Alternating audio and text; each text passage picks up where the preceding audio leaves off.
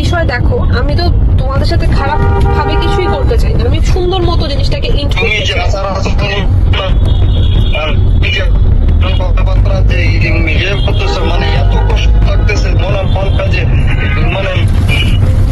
প্রতি মুহূর্তের আপডেট নিউজগুলা নিয়ে আবারও হাজির হয়ে গেলাম আপনাদের সামনে। বাবা মায়ের যুদ্ধে এবার কঠিন অডিও কল পাস। দস্তাক ও তিশা কাণ্ডে তিশার বাবা যে তথ্যগুলা দিয়েছিলেন সমস্ত তথ্যগুলা ছিল মিথ্যা, সমস্ত তথ্যগুলা ছিল বানোয়াট।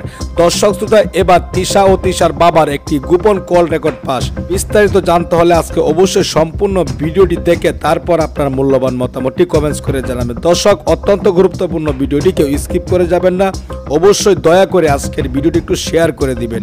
কে কোন জেলা থেকে আজকে আমাদের এই ভিডিওটি দেখছেন অবশ্যই কমেন্টস করে জানিয়ে দিবেন।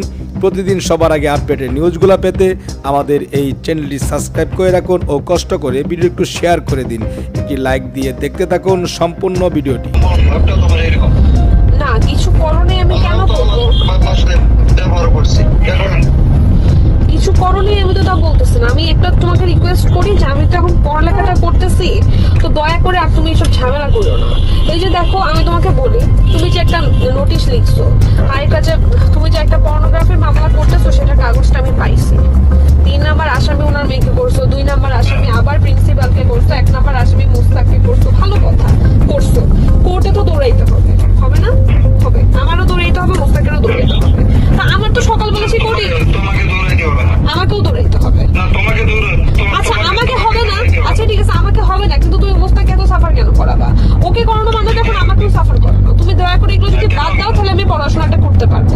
আমি এই জন্যই তোমাকে বলতেছি তুমি তোমার পড়াশোনা কন্টিনিউ করতে থাকো, এইটুকুই।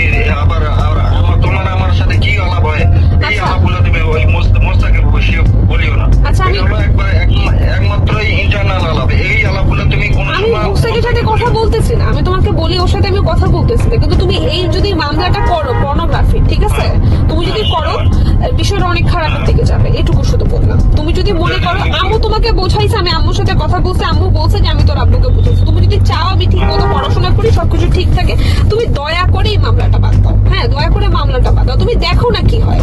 সে তো বলছে যে আমার সাথে বসতে বলো, আমি কথা বলবো। তুমি না বসো, অন্য ইকে বসতে বলো। তোমরা একটা সাফ মানে জিনিসের ভালো দিকে যাও। এমন তুমিও মামলা করতেছো, সেও তো বসে থাকবে না। এখন তার মেয়েকে নিয়ে লাগছো, সেও বসে থাকবে না। আচ্ছা সে আমি বলি সে খারাপ হোক ভালো হোক, আমি তো তার সাথেই আছি। হ্যাঁ, আমি এখানেই থাকবো। সুতরাং এসব মামলা করে কোনো লাভ হবে না। আমি রিকোয়েস্ট করতেছি দয়া করে এগুলা বাদ দাও, না আমাকে পড়তে দাও। যদি চাও যে আমি পড়াশোনাটা ঠিক মতো করি, তুমি দেখো 2টা মাস দেখো যে আমি পড়তেছি কিনা, আমি ঠিক আছে কিনা, তারপর দেখো জিনিসটাকে, তখন অন্যদিকে নাও। তোমার শোনো, তোমার ওই তুবা মেডিকেলে চান্স হয়েছিল, তুমি জানো কি? আমি তুবার সাথে কথা বলছি, তুমি তুবাকে নিয়ে কথা বলো না।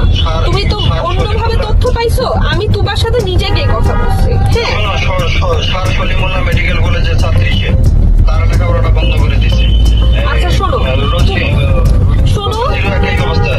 রোজিকে নিয়ে তো কোনো কথা বললোই না, আমি তুবার সাথে নিজে কথা বলছি। যে সুতরাং তুবার কোনো বিষয়টা তুমি এর কথা বললো না, তারপর বলো। এখন হইলো তুমি ওই মনে করে যে লেখাপড়া যদি ধ্বংস হয়ে যায়, তোমার যদি লেখাপড়া করা না হয়, জীবনের জন্য তোমার কাপড় চোপড়, জীবনের জন্য বাসা বাড়ি, জীবনের জন্য টাকা পয়সা, জীবনের জন্য কসমেটিক, জীবনের জন্য জীবনটাই যদি মূল্যহীন হয়ে যায়, বাকিগুলোর 5 পয়সা মূল্য নেই, 5 পয়সাও নেই ওগুলোর মূল্য। ঠিক আছে, মূল্য নাই আমিও জানি। তা আমাকে তুমি পড়তে দাও, আমি তো এই জন্য ফোন দিলাম। আমি রিকোয়েস্ট করতেছি, আমি ওই দিনও তোমাকে বলছি, আজকেও বলতেছি, দয়া করে আর মামলা টামলা করো না, দয়া করে, মানে একদম ইগারলি রিকোয়েস্ট করতেছি। শোনো, ও যেহেতু একটা তুমি ওর নাতির বয়সী, আমি যেই বয়সী, যে তার মানে এত পছন্দ, সে মানে তার মধ্যে এত হিংস্র মানসিকতা, মানে যেটা মনে করে যে এখন সারা বাংলাদেশের মানুষ পর্যন্ত তাকে আচ্ছা ঠিক আছে, আমি কথা বলি, আমি বলি সে প্রচন্ড জঘন্য, কিন্তু আমার কথাটা কি জানো, তুমি দয়া করে কিছু, আমি এই জন্য তোমাকে রিকোয়েস্ট করতেছি, তুমি বলো, কথা দাও যে তুমি আর কিছু করবে না, কথা দাও। এখন শোনো, এখন